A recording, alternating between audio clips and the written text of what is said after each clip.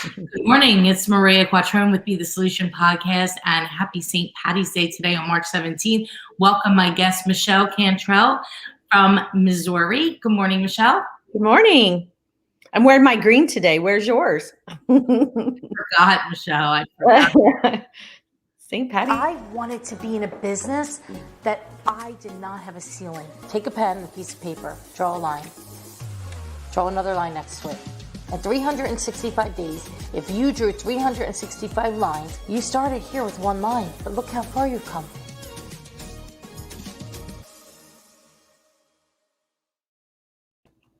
So welcome to Be the Solution podcast, Michelle. I'm excited to have you today to dive right into and talk about your role in your company and leadership, and how you just came back into the industry just 5 short years ago, and what you built in the last 5 years. Sure. I've been selling real estate for around 28 years now. It's been a long time. I've always had a team almost from the beginning and have been a successful real estate agent, really specialized in new construction, and started becoming a builder myself when the recession hit. Perfect timing, right? And just kind of got burned out on the industry. You know, it went from happy helping people build houses and, you know, all those exciting things that I loved, to people coming to the table, bringing money, losing their homes. And I'm very much an energy person, and that was very tough for me. And so I had been at a local company and was not franchised. It was just a local company, but the biggest in our town. And I went to Keller Williams as a team leader, and I still stayed in the industry, but I was not actively selling. So I helped build the office up in our town. And then I just started a little business on my own across the country and worked in Seattle and San Diego and just outside San Francisco, just worked across the West Coast, really helping offices launch and relaunch, and did that for about almost 4 years. So you're running all around the country. Yeah, I was all over the country. I was based out of San Diego. I lived out of San Diego, and I still have my place here in Missouri. And I just kind of went back and forth, you know, so I could see my family. And I really didn't do much real estate at all. I had an older son that was in real estate, and I just referred business to him. And I just kind of ran around for a few years, you know, developing leadership skills, you know, learning, training, and just worked, you know, with other agents and worked with top teams and learned about technology. And then, you know, the market came back and it wasn't depressing anymore. And I learned a lot, and I decided to come back and build my team. So that was 5 years ago. And I had given my oldest son my database, my signs, my lock boxes, everything. And I couldn't really just come back and say, hey, I need all that back now. And it was in the business journal when I left. So, I mean, I was gone. People knew I was gone. And so I had to start from the ground up. He didn't want to work together again. He, you know, had set up his business and was comfortable with what he was doing, which that was fine. And so I just started over. And in 5 years. What was that like starting over after all those years and all that success that you had? Well, it was really good in one sense. I had stayed relevant with just really what was going on in the industry. You know, and when I was in some of those areas that I worked in, I chose them accordingly. You know, I chose them because they were tech areas. It was, you know, Seattle, it was San Francisco, it was, you know, San Diego, it was big tech areas. So I learned, you know, real estate went from this local business to this really big business. Now it became a real business. I've been coaching agents on how to treat real estate as a business. You know, I had learned from some of the best and had coached some of the best, and it became real now. Real estate was more real than just, you know, something that I went into when I, you know, was 28 years old and, you know, just thought it would be a fun little career where I could make what a starting teacher could make and be home with my kids. Now it was a business. That's how some people get it. A lot of people do that, right? Yeah, I never took it serious before. And now I was like, okay, let's do this. And it was just a concentrated effort. And I feel very fortunate because I was born with some kind of, I don't know, it's just my inner talk is encouraging. You know, some people don't have that. Their inner talk is defeating. And mine is encouraging. And it's always like, you can do this, you know, if they can do it, you can do it. You just keep going. And it never talks me out of doing anything that I want to do. It always just, I just go the next step and go the next step, and I'm willing to put in the hours. And so I built my team, and I didn't expect to build this big of a team. I have 30 people now, and we've sold over 100 million the last 2 years in a row. And I don't know, I didn't really expect it to go to that level this fast. I just did the work. I did the work. I hired the right people. I was really careful about who I hired. You made mistakes in the beginning and started over, and got really smart about what I wanted and who I wanted to hire and who I wanted to be in business with.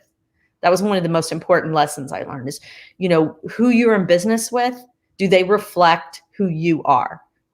And I really try not to hire anyone that I feel like couldn't do my job at any point.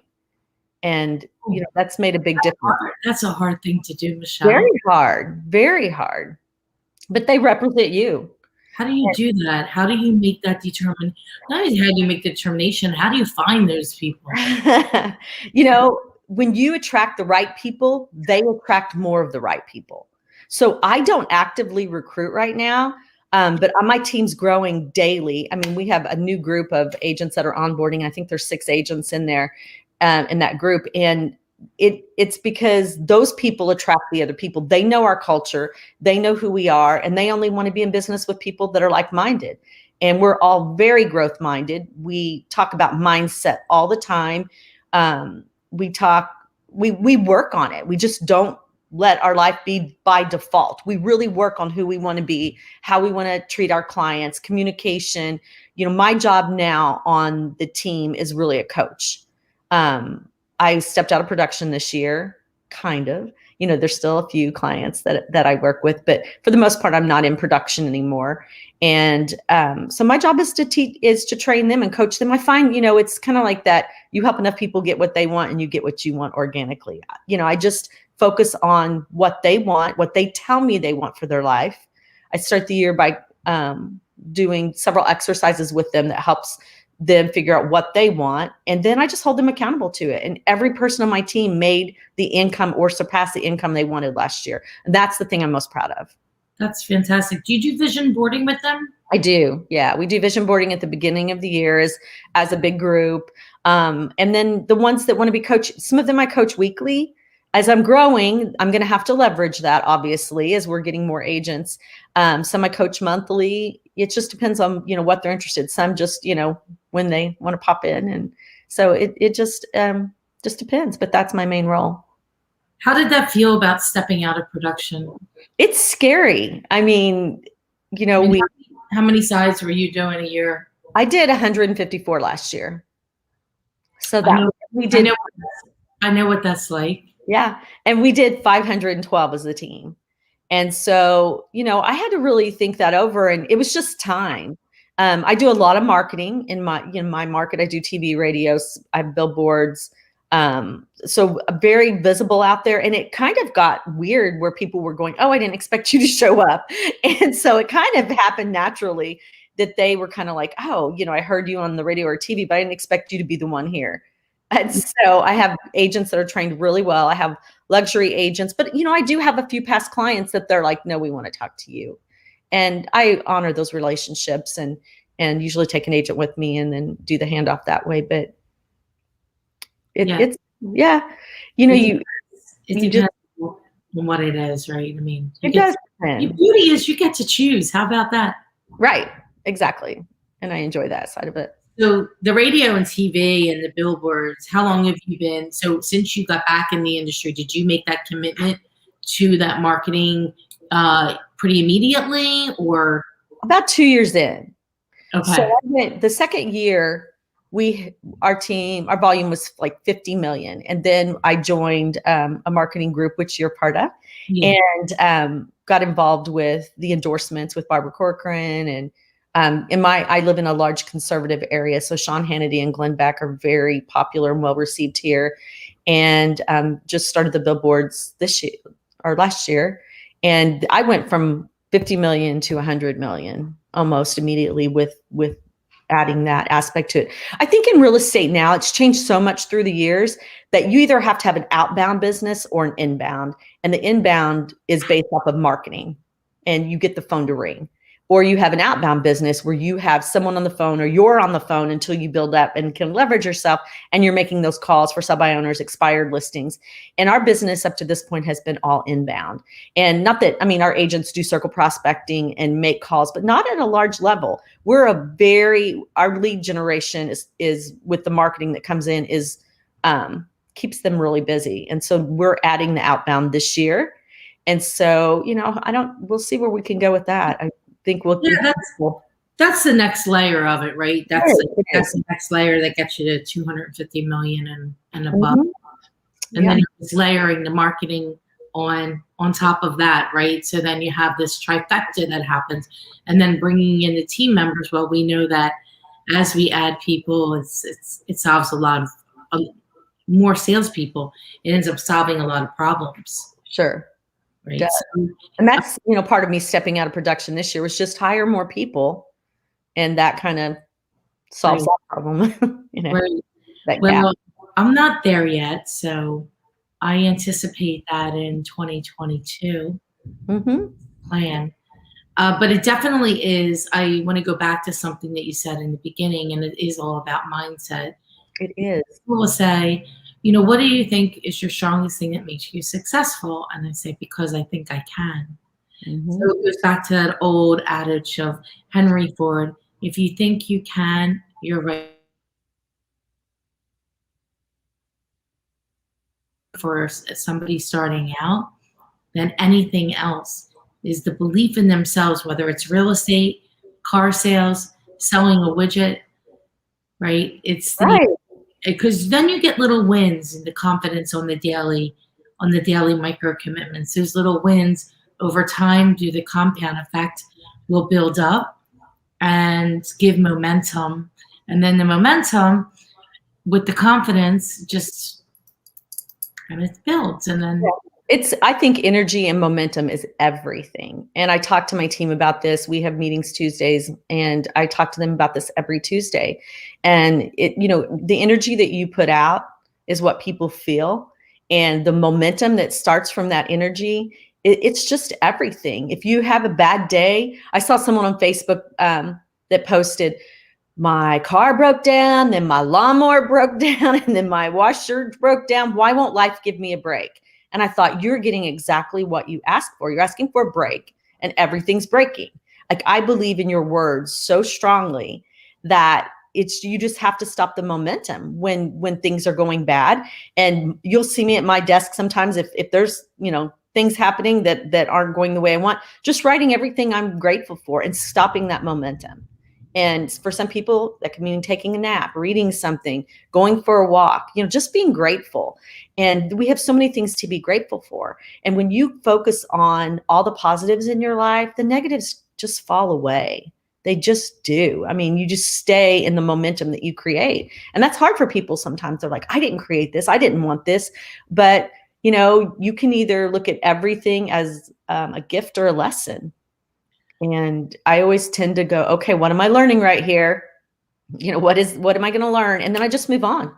I don't give it any time. And I don't sit and talk to 15 people about bad things. And if someone tries to talk to me about something bad, I'm like, okay, let's reframe your words. I'm going to challenge you to change those words, because you just don't want that to set in and have the momentum or the energy that they're putting out.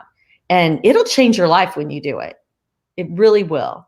And I agree. It's giving thanks and yes, being grateful on the daily is super important, but also not speaking the words that are the negative words. And even when I'm talking to somebody and I'll say, well, I'm not going to say it, and they're like, what do you mean? I go, what we're talking about, I'm not going to give any energy to that, because I don't want to give you that energy, because we give people energy. We do. Yeah. We give vibrational beings. We're, it's like if you want to listen to 100.5 radio station and you put on 98.5, you won't get that vibrational frequency that equals the radio station. You won't get it on the radio station. We're the same way. I mean, we have a frequency. We're all energy. And it's like hard to understand, because I read that the person who invented quantum physics said, if you say you understand quantum physics, you don't understand quantum physics. And it's the same way about energy. We are vibrational beings. We put out that same vibration as a radio station, and you have to be tuned into the right frequency to get the right message. And if you're grateful and you find happiness, even when things go wrong, and if you look for the lesson, and if you just always have faith that things are going to work out for you. My word this year, I always pick a word every year. My team, we go through an exercise, everyone picks a word, and mine's allow. And I have a little bracelet that I wear that says allow. And it makes me stop sometimes, because, you can't be a top producing agent like we both are without really needing to maybe kind of control our world around us. And sometimes that's limiting. And I just stop sometimes and just say, no, I'm just going to allow. It's not that I don't do the steps that need to be done to get through the day or to get the result I want. But sometimes you can effort too hard. And when you put too much effort in something, you're giving it resistance and you're pushing against it, and it doesn't feel good. So I'll just stop myself and say, you know what? I've done what I need to do. I'm just going to allow and see what's going to happen. And it's amazing what'll show up almost immediately. It's so cool. It's just faith. So it's funny you said that about the bracelet. I don't know if you can see. Yep. Yeah. It's back on. Yep. That's what mine looks like. So it says, be the solution. That's awesome. And it was a gift from, believe it or not, my hairdresser gave it to me. Oh, that's awesome. I thought that was so sweet of her. And I wear it every day. I might have to have her make a little bit of hair. I feel like it's breaking a little bit. But so be the solution came about because of the pandemic and not being able to be out. And the state of Pennsylvania, we were closed for 10 weeks. Real estate was not essential. So we came up with the podcast and talking with people like you, Michelle, about what you're doing in your world and to be the solution. Because last year, and even so this year, we're not through all of it. With all the challenges, it was a challenge on every level. Virtual school, remote work, pandemic, sick people being sick, people, loved ones dying, so many things. But with that became so many wonderful ways to embrace it and to change the way that we looked at it. Oh, it's beautiful. I know this sounds odd to say, I wasn't affected by the pandemic hardly at all. We were essential. We worked. I don't know anyone I know people that got sick, but no one close to me died. No one in my family even got sick. I haven't had it. Our sales have been up about 35% last year. We had a record year. When we were meeting, our team quit meeting every Tuesday. We started doing Zoom meetings. We were locked down for 30 days only, and we still could work. We were considered essential. We just kind of said, we're not going to let this define us. We're going to be safe. We're going to treat our clients respectfully and safely when we interact with them, but we're just going to go on with life as normal. And we all did. And I don't know. I mean, maybe it was that allow word again coming in. It affected so many people, almost makes me feel bad. I don't have young children, so I didn't have to homeschool. I don't have elderly parents, so I didn't miss seeing them. It just was kind of a normal year for me. Which I know sounds odd because it affected so many people in so many ways. And, but it just kind of didn't come in our world. Isn't that bizarre? Yeah, no, I mean, I've heard it from other people in other states. I think it depends where you live. And we're more rural. So it wasn't like, it didn't affect. In fact, what I saw was so beautiful at times, families where they're always so busy running their kids to ball games and, activities, and they were outside shooting baskets and riding bikes together.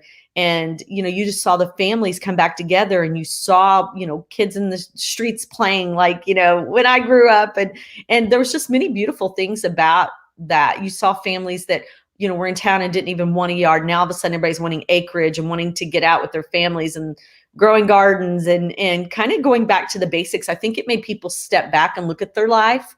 I saw a lot of older people that had a family farm forever or, a resort, and they just said, I've always wanted to do this and I'm going to do it now. And they started to sell their property. And I think it really made people look at their life and decide what they wanted and decide this is time now. And I think it made us get back to a little bit of who we really were. Maybe we forgot. And I thought that was kind of beautiful. It is. It is. So I know that in your market is really busy. Is it because people want to play musical chairs with their houses, or is there really a low inventory amount because they're not selling them because they have nowhere to go, or what's it like there? We do have very low inventory.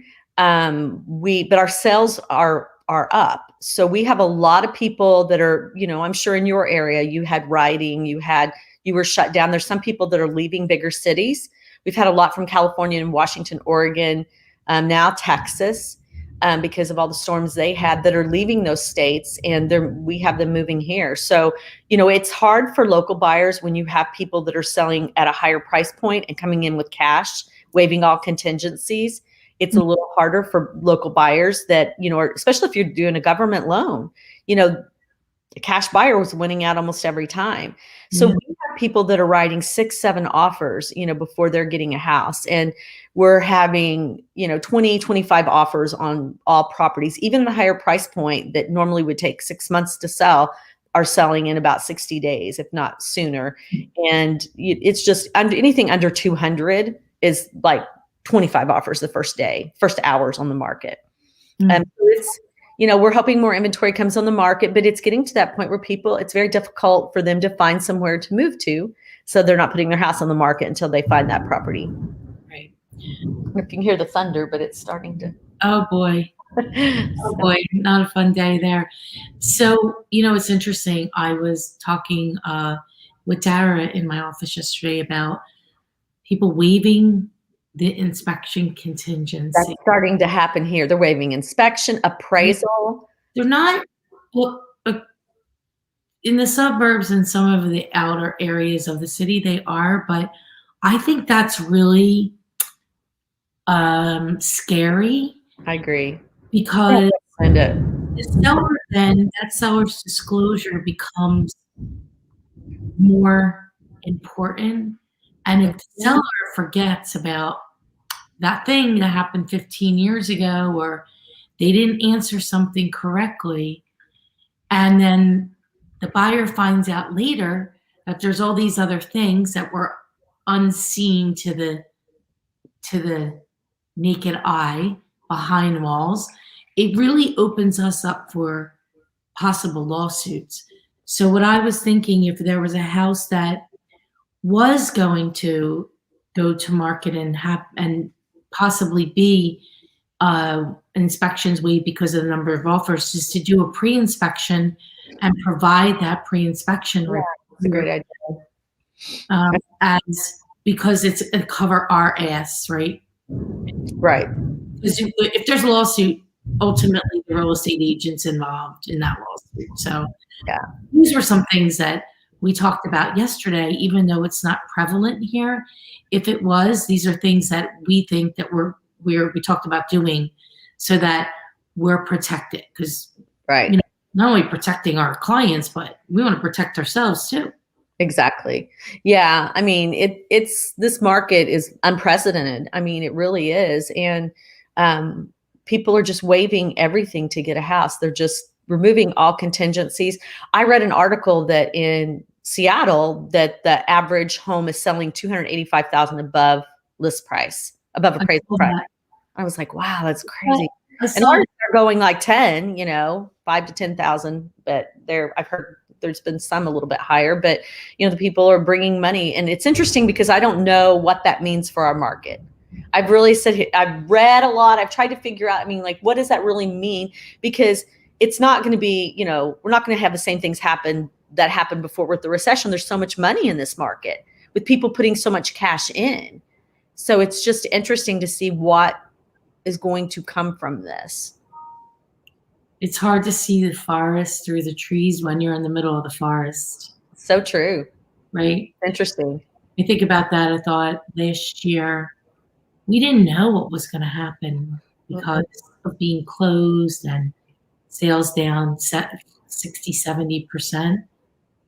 And then all the things that happened. So I guess one of the things I see, is that people want to have the place that they can spread out, have all the things that they couldn't have, especially in some of the cities when you live vertically and you don't have outdoor space.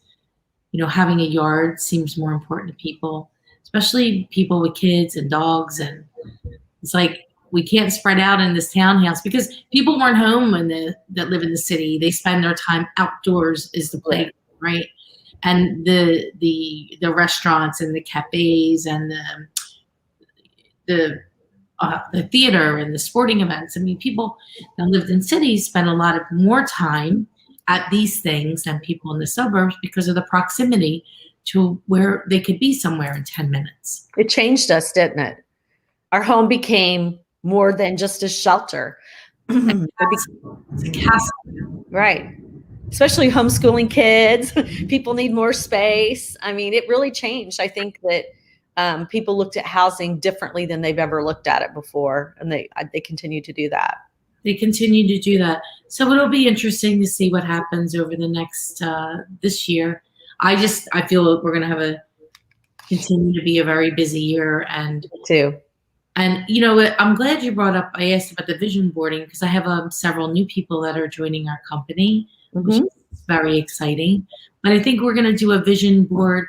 So usually you would do it right before the holidays, Thanksgiving, Christmas, but Easter's coming up. So I think because I have a lot of new people to put that into it, we don't have to wait until the end of the year to do it. It can be done anytime. Right. Right. We do ours the first week of the year. It's kind of slow, like right after New Year's Day. We do it like our first meeting after New Year's Day, just to, we talk about all of our goals at the end of the year. And then that first week, it's like we hit it with visualization. What do we really want? But I agree. I've got a new group starting, and that would be a fun time to do it before Easter, to do another class and just whatever, for them to get caught up with that. That's a good idea. I'm going to do that too. I'm going to do it I'm going to do it for everybody in the company. And I think it'll be a nice, even if some people are on Zoom, it's okay. Yeah. We do have people on Zoom, and we do have people on some staff in the office, but I think that it would still be a fun exercise to do.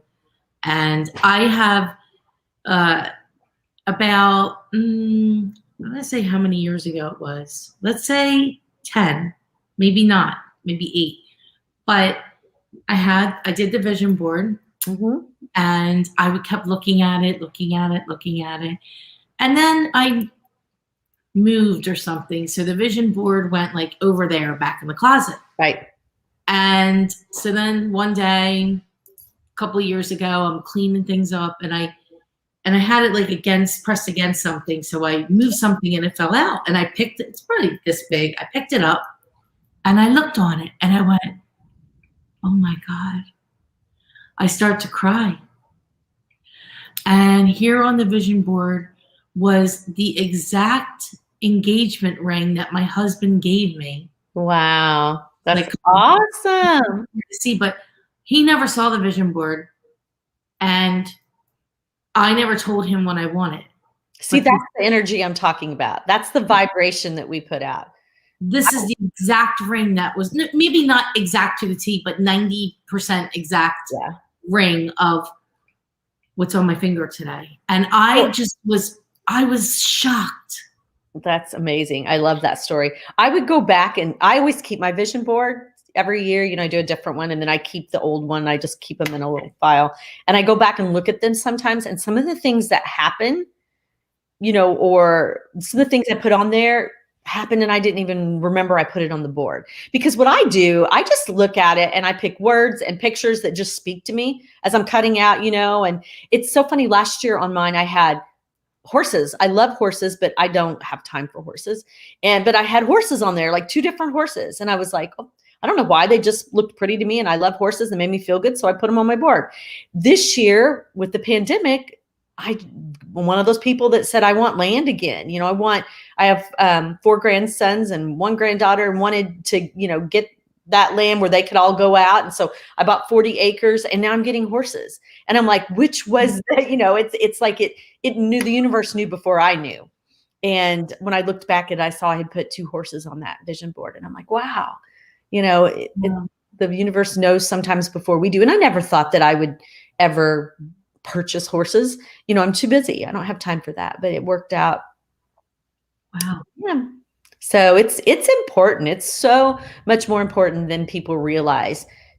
How do you get somewhere if you don't know where you're going and know where you want to go? And I think that vision board is just a little bit more of a GPS for what our true inner desires are, that sometimes we don't stop and take long enough to think about what we want. We get so busy on that hamster wheel of life and just letting life happen to us instead of planning life, instead of saying, this is what I really want. And unless you stop, and one of the exercises I do with my team is having them look into the future and talking about their life like this has already happened. What is an awesome life for you? What does that look like in 2 years, 3 years? What is awesome and amazing? Not just okay, but amazing. What is that? Where have you been? Who have you been with? Where did you go? Where do you live? What trips have you been on? And how much money are you making? What is your job? It'll tell you a lot about people on your team if they tell you, in 2 years, their dream is to live in another state and have a completely other job. Then, you know how to structure opportunities for them or not. And the same thing when people say, in 5 years, I see myself at this company. I see myself doing this and this and this. And I always tell them they can be honest. They're not going to be penalized for telling me that this isn't their dream job. That's okay. It doesn't have to be. But my job is to help them get what they want. And if there's another opportunity that's available for them that fits their life, I'm completely fine with that for them, because they're more important to me than anything that I want for them. I want what they want. But when you help them plan that life, it's so cool to watch them go. Some people, it's very difficult. And when it's very difficult, they're in survivor mode. They just are on that hamster wheel. They're just trying to get through every day. And when you know that they're interested in thriving and they're open to thriving, they'll start planning it out and they'll talk about it. And then we'll talk about why it's important to them. And I really listen to those words they say. And what's lacking in their life, because if they're dreaming about a successful life and what that looks like, and they're saying a certain word over and over, that's what they're lacking to get there.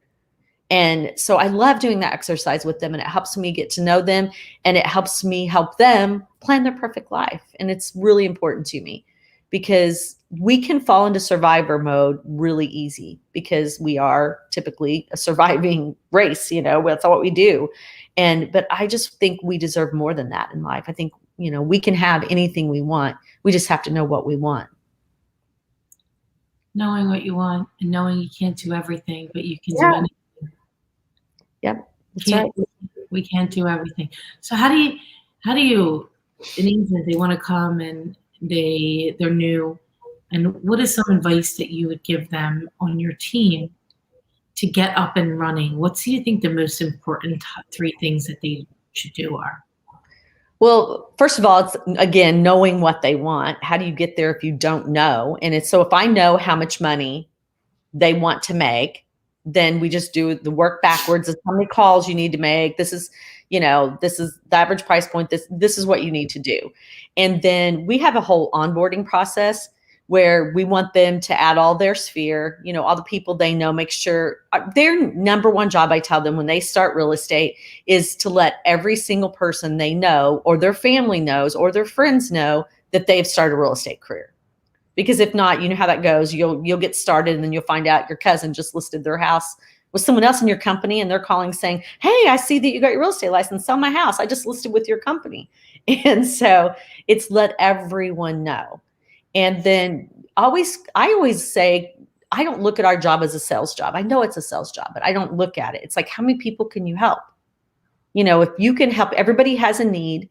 If you can help them, then it doesn't feel salesy to you. You're just looking for the people that you can help, and always come from a place of service and what you can do to help them. Right now, with the market the way it is, everyone wants to know what their house is worth. Offer to do that for them. That's a new agent getting to practice. hey, I've got a new tool I want to learn how to use. Are you interested in knowing what your home's worth? Give them a call, friends, family. You get to practice on doing a market analysis.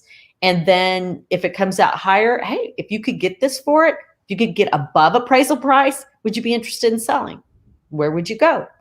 And it's just conversations, teaching them the right conversation and having them let everyone know that they're in real estate now. Well, that's the most important thing, getting the word out. Communication, getting the word out. Yeah.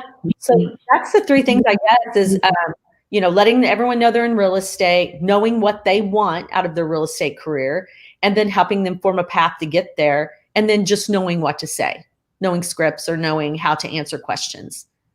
I think that's important, really important part. We just started a two-week training program. Mm-hmm. We have a Facebook Workplace that's self-paced, but you have 2 weeks to do it. So if you do it in 1 week, great. And then we put together a little test. Yeah. How do you write a buyer contract? How do you do a listing contract? Those are the things. You're starting with somebody and you're on the street and they want to buy the house and it's 8 o'clock on a Friday night. Who you call it? Write the contract, because you can't call Ghostbusters. And what if the team isn't available? Somebody isn't available, right? Being self-sufficient. Although, somebody would always be available. Right. At some point. Good part of the team, I guess. Right. I mean, you have to, that's one of the things I noticed. Like, we get contracts back and they're from outside brokers and they're not filled out right. And I said, in this day and age, you can't have the time wasted to fix a contract. No. You have to be buttoned up to be, excuse me, I'm a little stuffy this morning with the allergies. Yeah. You have to be buttoned up from the beginning. I agree. And be able to hit the ground running, because we want that momentum to happen. And I think that's a part of being on a team, right? That they get the difference for most new agents starting is that those systems in place, those people who do know what they're doing, that support. Because if they're with a brokerage, typically their broker isn't answering the phone at 8 o'clock at night, as you said, or even 6 o'clock at night sometimes. And on our team, you do get leads. Some teams it's not, they don't generate leads as much, but my goodness, all of our agents get leads and if follow-up boss, and now we need a pond. So in the pond are all the people that they can call. And so whoever then converts that to an appointment, that's their opportunity now. And I don't like calling leads. I call them opportunities because I don't know. I agree. Yeah, it's something I decided a year or two ago. Yeah. I like it better. It sounds a little nicer. Yeah, leads can sound, that's all what they want to know when they're doing it. You're a lead. But it is, yeah. I'd rather be an opportunity for somebody. Right. So I see that, getting momentum and up and running with team. I think, Michelle, and you tell me what you think about this statement, but I think large, successful teams are the wave of the future. Oh, absolutely. Absolutely. I think it's going to be hard for the individual agent to compete with what the teams have to offer and, and what they can purchase as far as systems go. We have so many systems. It's, it's expensive to have a large team. And I think the individual agent that's just going to be tough to compete with. And the support as we go into, technology has changed everything. And you're seeing Zillow in a lot of markets that are going to the Flex program where they're picking one agent in that area that, that lead flow is all going to that one agent. And they need large teams. So I think that is really changing. I think, those brokerages are looking at more large teams than individual agents. Well, it's with the large team like you have, right? Michelle Cantrell. Mm-hmm. You're on the billboard, you're in the commercial, they say your name on the radio. Building an authority brand, building brand is really where it needs to be, and not buying the lead, so to speak. Because the brand is the brand. The brand is, I said, I was on a Zoom with some, I think Remax group for something. And I said, think about your brand and how long you intend to be in the industry or sell your business to somebody else, whatever. Let's say it's 20 years, 30 years. Okay. then that TV schedule and the radio and the billboards. Yeah. So do they work now? Maybe they work. Will they work probably better in 5 years after you've been doing it for 7 now? Probably yes. Yeah. A good example is I had a call from a guy that has ended up being a great client. And he said, he said, I am not conservative. And I hear your name all the time on that conservative radio show. And I wasn't going to call you because I can't stand that guy. But he said, I heard your name so often, I just had to call you. And so, he's a great client now. So branding is everything. I call it the Kardashian effect.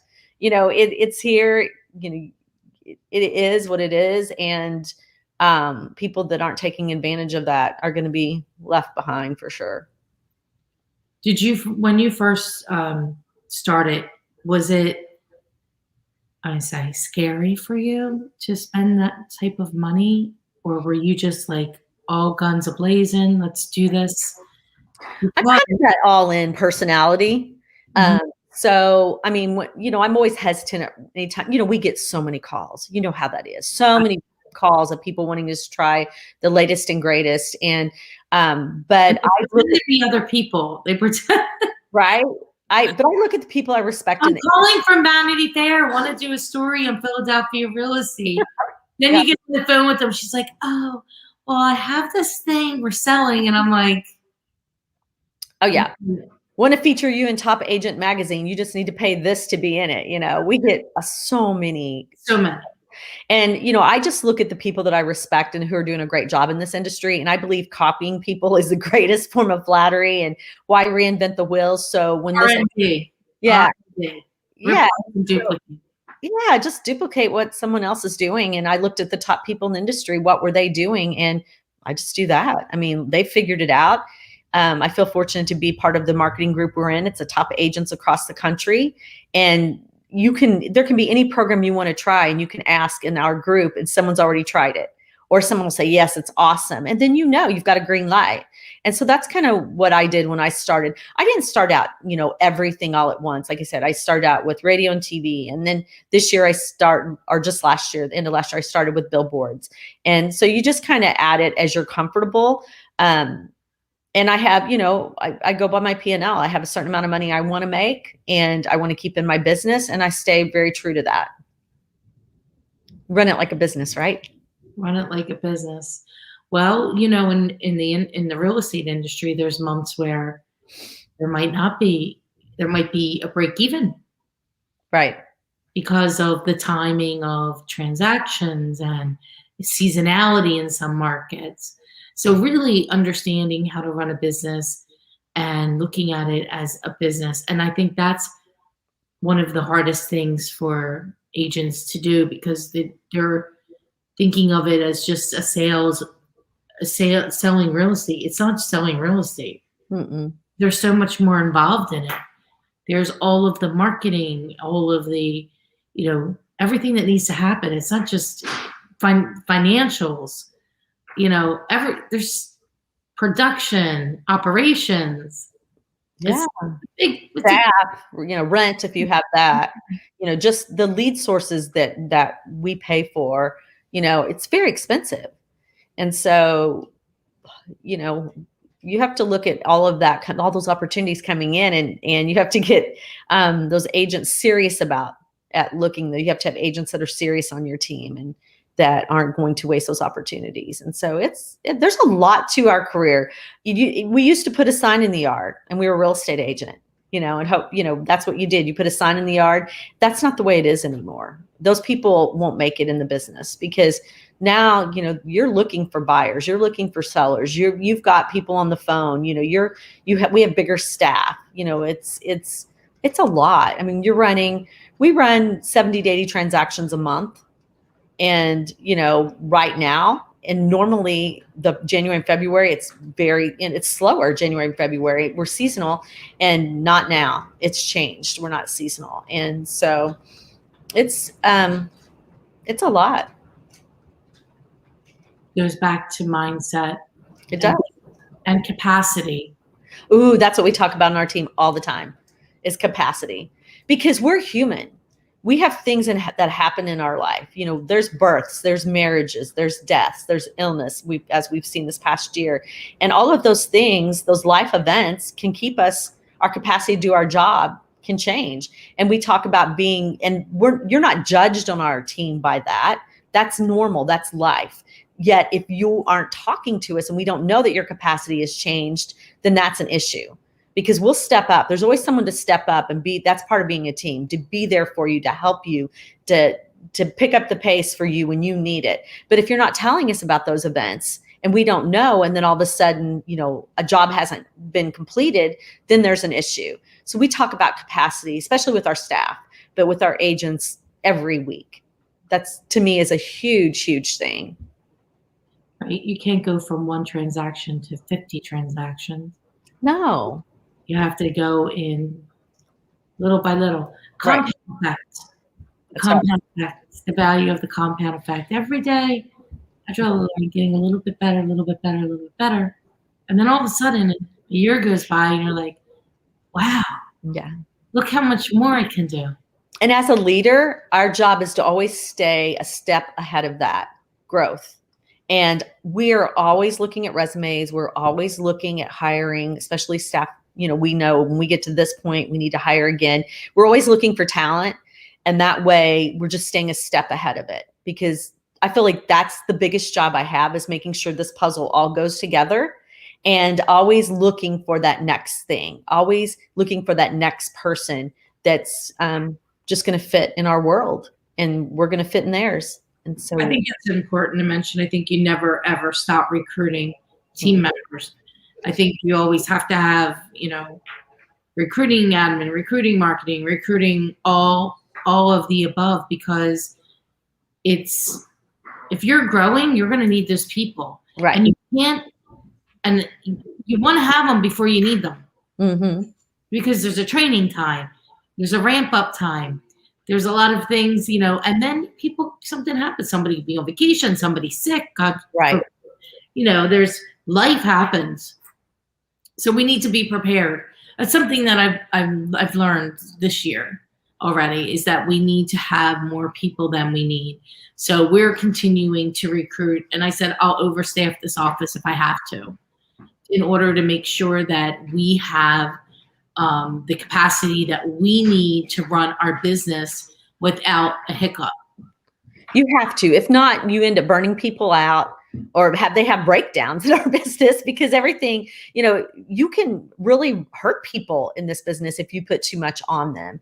And, so you have to always stay ahead of it. You have to always be thinking, what's the next step? Where's that? If you don't hire, then you don't grow. And you just have to stay always in growth mode. Always in growth mode. And it has, right now, every single day, I think about two things: making calls to find people to work in our team, with the admin, and then talent for sales. Yeah. And then I'm in production, and listings. So that's just every day. And then of course I'm the talent here. So I'm doing the marketing and the podcasts and the videos and all that. So I have a few different hats, and I handle some of the operation side. So I need to replace myself in all of these things. And I wake up, who am I replacing myself with today? Exactly. And that's what it's all about. I have an appointment every hour of the day today. And I looked at the calendar. I thought, I don't know really how I'm going to do all this. But then I thought, nope, I'm just going to bust through it. I'm going to get it done. Some of it's phone calls like this podcast, and then I have another phone call. But then, I'll be on that phone call on my way to the next appointment. And it's just, it's exciting. You don't get time to get bored in this business when you're running. When you know how to time block your schedule, and pretty much back to back. I don't think there's really any breaks today, which is most days. And then somebody cancels and something opens up. And always, have some time to maybe delete the 100 emails that came in that you don't need to really read. Yeah. I think, when you're looking at your people around you, I was just thinking about something. I look for people also that other people give them energy. So when they're working with buyers and sellers, they get energy from those people rather than draining them. Because no one wants to be surrounded by a bunch of people that are like, that are kind of Debbie Downers all the time. And so I always look for people that get energy from other people. I think that's important. I love people that have that energy around them and they get excited about it. And it's just so much fun. And we're always looking to help those customers and, meet their needs. And it's just a fun way to be surrounded by people like that. Absolutely. I think that's the challenge too, right? That's a challenge too, because we have to be able to balance all of it and all the personalities. So Michelle, before I let you go on to your next appointment, tell me, are you a reader or are you a listener of podcasts or? All of it. I'm truly one of those lifelong learners. I read, I go on vacation, I take 2 to 3 books and usually finish them all. I mean, I am an avid reader and I just am a consumer of knowledge. I mean, if I'm, even when I was a kid, if I was eating cereal, I was reading the cereal box. I love to read. But now when I get ready in the morning, I have different podcasts or different things that I listen to as I'm getting ready. So I don't have any wasted time then. So, because it's kind of like Groundhog Day, you do the same thing every morning. And so I listen to a lot then, but and then sometimes I do books on audio books. Any good ones that you've been listening to or read that you'd like to share? Oh gosh, I have read every book known to man. I have a reading list that I hand out to people. Some of the most life-changing ones, I would say, is Viktor Frankl, Man's Search for Meaning. People that don't read, I always have them read like The 4 Agreements or 10 Secrets to Success and Inner Peace by Wayne Dyer, just little mindset books to help them. I just finished one, Resilience. Oh my gosh. I'm difficult. What's it called? Difficult Conversations is sitting on my bar right now. I'm always looking at how to grow myself personally and then how to be a better leader always. And communication, I'm always looking at how to communicate better, be a better communicator. I'm listening to a podcast right now that's by and I'm actually sharing it with my team, that's by a hostage negotiator and on how to communicate. And, he talks about mirroring and labeling. And then I have them use that through the week. And then we talk about it the next. And it's so interesting to see how that works, how you help people feel heard and feel acknowledged and important by, talking to them in their language. And I love that. I love any kind of communication that helps me help people feel more important, like that I really hear them. I move fast and I always want to let people feel acknowledged and heard and seen. And so I love that kind of communication. So we're working on that, especially in our market. Look how, there's a high level of stress in this market from sellers and for buyers. And if we can help them feel more comfortable and identify what they're feeling, then it just helps everyone in the transaction. So that's really a good one right now that I'm listening to. That's great. Yeah. I love it. I'll have to look into that. I haven't heard about. There's a group called Master Series. I don't know if you've seen it, and you pay. It's kind of expensive actually, but all just so many people are on there talking about what they're a master of. And I mean, big, even stars, there's so many people on there. But if it's cooking classes or whatever. The master class? Yeah. And he's in there. He's a hostage negotiator. Oh, wow. Yeah. That's awesome. Really good. Yeah, it's really good. That's super cool.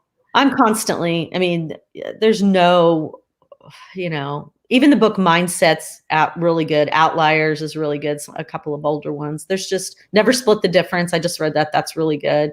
There's so many great leadership books and communication. They're good. They're really good. Mm-hmm. I like to reread books though, Michelle, because I do too. You're a different person when you read it the first time, and you're a different person when you read it the next time and the next time and the next time, and you always will pick up something else out of it that you need at that time. I agree. And when you're reading it, when something resonates with you, you're in thought about that, and then the next sentence you probably don't even absorb it. And so once you get that thought, then you go back and read it again, you'll read something totally different that you really didn't comprehend because you were in thought about something that really resonated with you. That's right. So it's like a different book. That's so I do that as well. And I've also, my whole life since I was a kid, when I read a book and it was the way I wanted to think, I would read it again and again, because I believe you can train your brain and how to think. And I think that's why I'm fortunate enough to be a pretty positive person. And like I said, my default inside is more kind of, I can do it. And it's more positive. I don't have a lot of a negative mindset. And I think that's because I've read so much that I just train my brain how to think. That's great. Yeah. It was great spending time with you. You too. Thank you so much. I appreciate your time. I'm thankful and grateful for being the solution for you and your company. And I wish you the best. Keep in touch with me. You will. About everything that's going on. And I hope to see you at one of these events real soon. Yeah, I'm sure we will. Good luck to you and your year. Thank you. You're back in business. That's right. All Keep on being the solution. Bye, Maria. Bye-bye.